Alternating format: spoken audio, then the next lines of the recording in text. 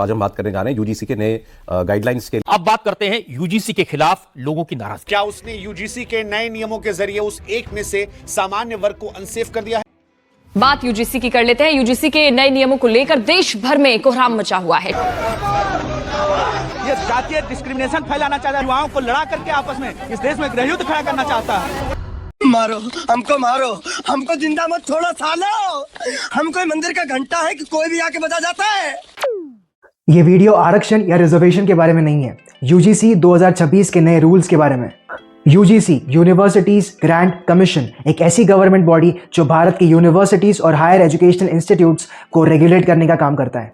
अब ये जो यूजीसी के रूल्स जिनके बारे में बात हो रही है, इनका मेन उद्देश्य ये था कैंपस में होने वाले डिस्क्रिमिनेशन को कम करने के लिए। अच्छा, तो क्या ये रूल्स पहले नहीं थे? बिल्कुल थे साहब, लेकिन अभी इन रूल्स में कुछ चेंजेस लाए गए हैं जिसके वजह से बवाल चालू है। चेंज नंबर 1, पहले के रूल में एसटी और एससी वर्ग के लिए प्रोटेक्शन था, लेकिन अभी इसके अंदर ओबीसी वर्ग को भी शामिल किया गया है।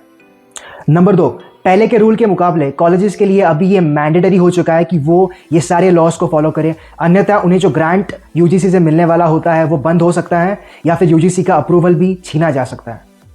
तीसरा, एक इक्विटी कमिटी फॉर्म करना जिसके अंदर इक्वल रिप्रेजेंटेशन हो, एक एसटी, एक एससी, ओबीसी, महिला वर्ग और पीडब्ल्यूडी यानी दिव्यांगों का। अच्छा, इनके अलावा रहते कौन है? General mail. तो आपका कहना यह है कि जनरल मेल कॉलेज में सिर्फ इन 5 वर्गों का शोषण करने आते हैं, उनके पास कोई दूसरा काम धंधा नहीं है? वाह मोदी जी, वाह वाह वाह।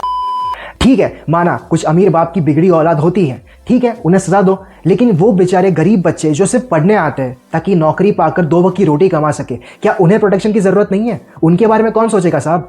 चौथा, पहले के रूल में अगर कोई गलत केस फाइल करता है तो एक सजा का प्रावधान था, एक डर था कि अगर मैंने किसी के साथ गलत केस फाइल किया तो मुझे कुछ हो सकता है। अभी वो भी हटा दिया है, तो इसका मतलब यह है कि यार इसका कितना दुरुपयोग हो सकता है, जस्ट इमेजिन। अब इन्हीं चीजों के वजह से जो सवर्ण जाति, जो जनरल कैटेगरी के बच्चे हैं, उनके अंदर एक भीति है जो बिल्कुल जायज है।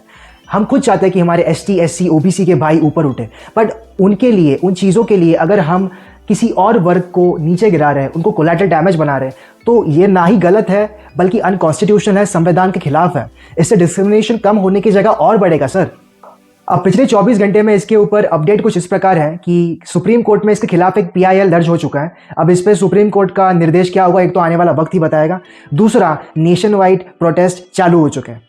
तो इन चीज़ों पे हमारा E5M का क्या व्यू है? बहुत सिंपल है, हम हमेशा एक नेशन फर्स्ट अप्रोच रखते हैं। हम चाहते हैं कि हमारा भारत देश आगे बढ़े, और वो तब आगे बढ़ेगा जब हर एक भारतीय आगे बढ़ेगा।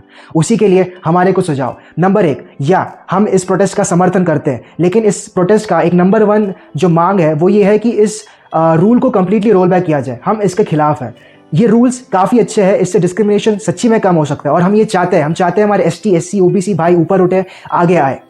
तो इसे रोल बैक करने की कतई जरूरत नहीं है, लेकिन इसमें 2 चीजें ऐड करनी चाहिए। नंबर 1, जो इक्विटी कमेटी फॉर्म करने को बताई गई है, उसमें जो रिप्रेजेंटेशन बाकी को दिया गया है, प्लीज उसमें एक रिप्रेजेंटेशन जनरल मेल को दे दो ताकि उन्हें एक फेयर जजमेंट का मौका मिले। नंबर 2, जैसे पहले के रूल में एक डर था, एक प्रावधान था कि अगर कोई गलत केस कर रहा है तो उसे सजा मिलेगी, वो वापस लेके आओ। ये डर होना चाहिए, नहीं तो इसका बहुत दुरुपयोग किया जा सकता है।